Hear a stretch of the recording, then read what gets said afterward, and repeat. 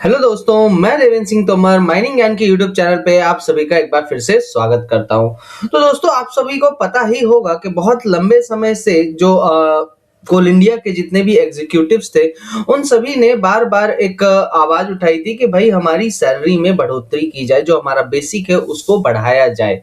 क्योंकि जनरली ये देखा जाता था कि भाई जो नॉन एग्जीक्यूटिव्स हैं उनकी सैलरी इनसे ज़्यादा बनती थी, पहली चीज़। दूसरा चीज़ ये कि ये सबसे बड़ा जो इश्यू रहता था कि बाकी पीएसयूज़ के कंपैरिज़न में कोल इंडिया जो है तो थोड़ा कम देता था, बेसिक जो है तो वो कम देता था। अब इससे एक इश्यू ये आता था कि भाई ज़्यादा से ज़्यादा लोग बाकी के पीएसयूज़ में जाना ज़्यादा प्रेफ़र करते थे, क्योंकि वहाँ पे बेसिक ज़्यादा था। तो इसके लिए एग्जीक्यूटिव्स ने आवाज़ उठाई थी कि भई हमारी जो बेसिक है आप उसको बढ़ाइए एट लीस्ट, ताकि ज़्यादा से ज़्यादा जो नए रिक्रूट्स है इसकी तरफ, कोल इंडिया की तरफ अट्रैक्ट हो, या इसको छोड़कर बाकी के पीएसयूज़ में ना जाएँ। तो इसी चीज़ को मद्देनज़र रखते हुए कोल इंडिया ने अभी रिसेंटली एक ऑफिस ऑर्डर पास किया है। उसी चीज़ को कहीं न कहीं अप्रूवल देने का नाम पे, है ना, इन्होंने एक नया ऑफिस ऑर्डर पास किया है। अब इस ऑफिस ऑर्डर में इन्होंने ये बोला है कि भाई अब जो एंट्री लेवल होगा, एंट्री लेवल किस ग्रेड में एंट्री होगा, वो एंट्री होगा अब किस ग्रेड में, E1 में। ये एक सबसे बड़ा मेजर डिसीजन यहाँ पर कोल इंडिया के द्वारा लिया गया, क्योंकि अभी तक जो एंट्री होती थी भाई, जो भी मैनेजमेंट ट्रेनिंग जाते थे, एमटीज जो जाते थे, उनकी एंट्री होती थी E2 ग्रेड में, उनकी एंट्री E2 ग्रेड में होती थी। लेकिन अब वही एंट्री यहाँ पर E1 ग्रेड में होने वाली है। ठीक है, बेसिक पे स्केल ऑब्वियस सी बात है बढ़ा दिया, उसमें नो डाउट। यहाँ पे 60,000 कर दिया बेसिक, है ना, एंड 180 कर दिया, ठीक है। लेकिन यहाँ पर जो ग्रेड है उसको इन्होंने नीचे ला दिया है, जो कि एक बहुत बड़ा मेजर डिसीजन यहाँ पर इनके द्वारा लिया गया है। ठीक है, वहीं पे डेजिग्नेशन में भी कुछ ना कुछ बदलाव किए गए। ठीक है, डेजिग्नेशन में भी यहाँ पर बदलाव किया गया। डेजिग्नेशन में ये बदलाव किया गया कि भाई साहब पहले जो अब एंट्री किस में होगी, E1 ग्रेड में। तो फर्स्ट ईयर तो उसका भाई जो भी रहेगा, जो भी एंट्री मैनेजमेंट ट्रेनी आया है उनका जो है तो ट्रेनिंग कम प्रोबेशन पीरियड में वो काउंट किया जाएगा। और जो डेजिग्नेशन रहेगा, डायरेक्ट रिक्रूट अगर कोई है तो उसका डेजिग्नेशन रहेगा मैनेजमेंट ट्रेनी का। ठीक है, मैनेजमेंट ट्रेनिंग का। वहीं पे अगर डिपार्टमेंटल प्रमोटीज हैं, ठीक है, डिपार्टमेंटल मतलब जैसे अब ओवरमैन है, बहुत ज्यादा एक्सपीरियंस हो गया है, तो उनको जो है तो E1 ग्रेड में लेकर आया जाएगा।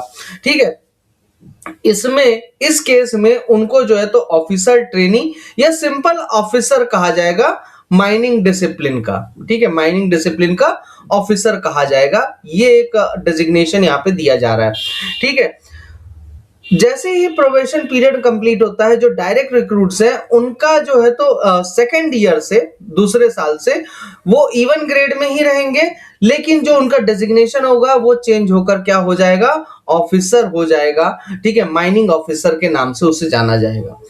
इसके अलावा जो डिपार्टमेंटल वाले हैं तो उनका वही माइनिंग ऑफिसर वो कंटिन्यूएशन में रहेगा। ठीक है, फिर इसके बाद जैसे ही E2 ग्रेड में पहुंचते हैं तो पहले साल से अब E2 ग्रेड का ना काउंटिंग कि कितने साल E2 ग्रेड में रहे हो, वो काउंटिंग स्टार्ट हो जाएगी। तो फर्स्ट ईयर ऑनवर्ड अब यहाँ पर इनका जो डेजिग्नेशन है वो सीनियर ऑफिसर आपका होने जा रहा है। सेम वही आपका डेजिग्नेशन डिपार्टमेंटल प्रमोटीज की केस में भी रहेगा।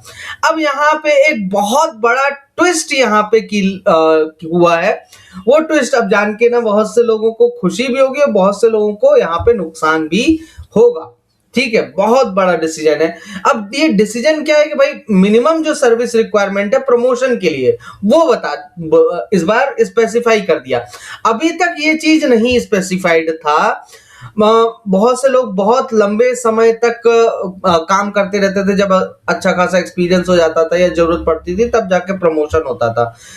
अब ये चीज जो है तो फिक्स कर दिया गया है, यहां पर आपका इस चीज को फिक्स कर दिया है। ठीक है, अब बोलता है कि भाई अगर किसी को E1 ग्रेड से E2 ग्रेड में प्रमोट होना है, ठीक है, तो कम से कम 3 साल का एक्सपीरियंस होना चाहिए। अब ये जो 3 साल का E1 ग्रेड में भाई, एक तो ट्रेनिंग का भी 1 साल तो ट्रेनिंग का भी है, तो क्या उसको इंक्लूड किया जाएगा? हाँ बिल्कुल, उसको मिलाकर 3 साल का आपका एक्सपीरियंस होना चाहिए, तब आप जाके E1 ग्रेड से E2 ग्रेड में जाएंगे। मतलब आप अभी तक देखो, बहुत बड़ी बात है ये, क्योंकि अभी तक आप E2 ग्रेड में जाते थे और सीधे पहुंच जाते थे E3 में, E3 में पहुंच जाते थे।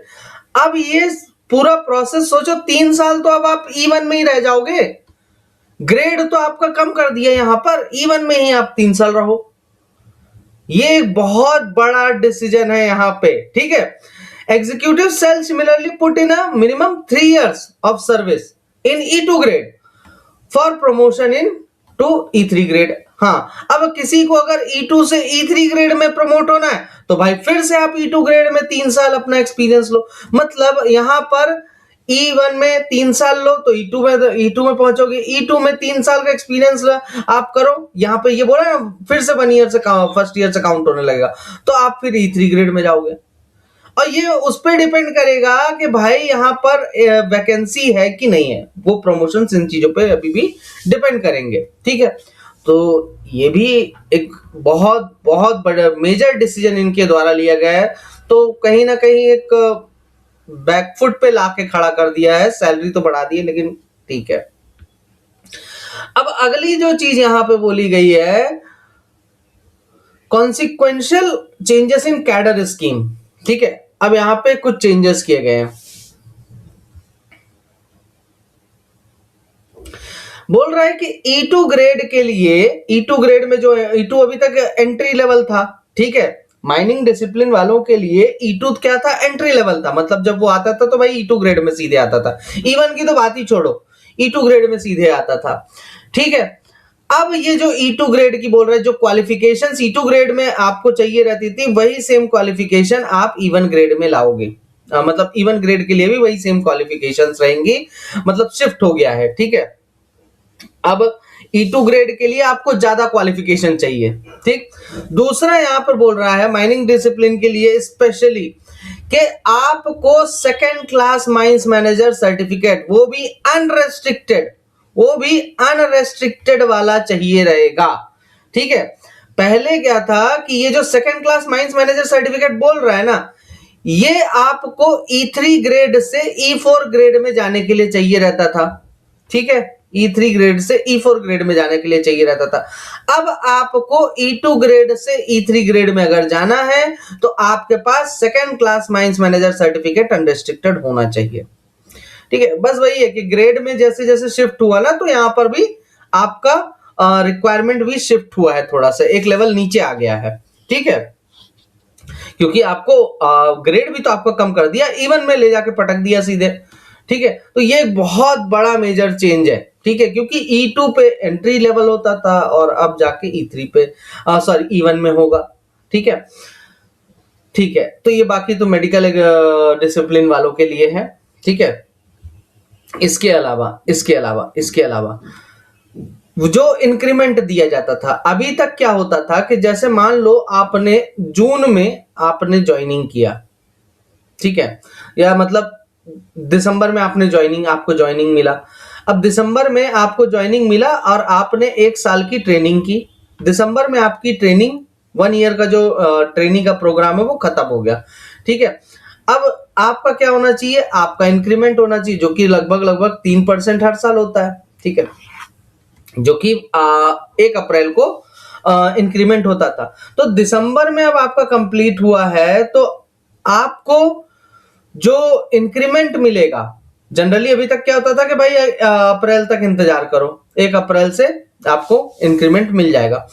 अब आपका दिसंबर में जैसे ही कंप्लीट होगा, जैसे ही दिसंबर में आपकी ट्रेनिंग कंप्लीट होगी, आपको जो ज्वाइनिंग डेट है उसके बाद फिर आपको तुरंत ही क्या मिलेगा? इंक्रीमेंट मिल जाएगा, ठीक है। 1 ईयर ट्रेनिंग प्रोबेशन पीरियड जैसे ही कंप्लीट होगा उसके जस्ट बाद आपको क्या मिलेगा? जो भी एनुअल इंक्रीमेंट होता तो वो इंक्रीमेंट आपको मिल जाएगा, ठीक है, ठीक है। जो भी आपका 1 अप्रैल का के हिसाब से होना था वो इंक्रीमेंट आपको तुरंत ही मिल जाएगा। आपको अब जनवरी, फरवरी, मार्च 3 महीने इंतजार करने की जरूरत नहीं है कि मेरा इंक्रीमेंट 3 महीने बाद ही होगा, कोई मतलब तो है नहीं। तो इंक्रीमेंट तुरंत मिल जाएगा अब आपको, ठीक है, जैसे ही आपका प्रोबेशन पीरियड कंप्लीट होगा। तो ये देखिए, ये एक बहुत बड़े मेजर चेंजेस कोल इंडिया के द्वारा लिया गया, ठीक है। क्योंकि अब इससे इफेक्ट क्या होगा दोस्तों, सबसे बड़ी बात तो ये कि अब क्या होगा, ठीक। इसमें सबसे बड़ा इफेक्ट ये है कि भाई एक तो ग्रेड का दिक्कत आ गया, अब ग्रेड का दिक्कत आ गया, है ना भाई। पहले E1 ग्रेड में पहले E2 ग्रेड में आते थे, एंट्री होती थी, अब सीधे E1 ग्रेड में एंट्री होगी। पहले सैलरी ज्यादा थी E2, ठीक है, अब सैलरी जो है वो हल्का सा कम हो जाएगी, उसके हिसाब से, ग्रेड के हिसाब से देखा जाए तो, ठीक है।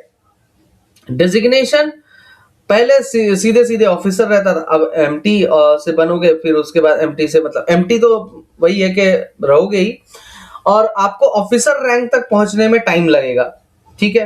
पहले प्रमोशन का जो टाइम होता था बहुत ज्यादा फास्ट होता था भाई। E2 में एंट्री हुआ, 1 साल का ट्रेनिंग हुआ, E3 में पहुंच गए, सटाक से होता था। अब ऐसा नहीं रह गया है, ठीक है।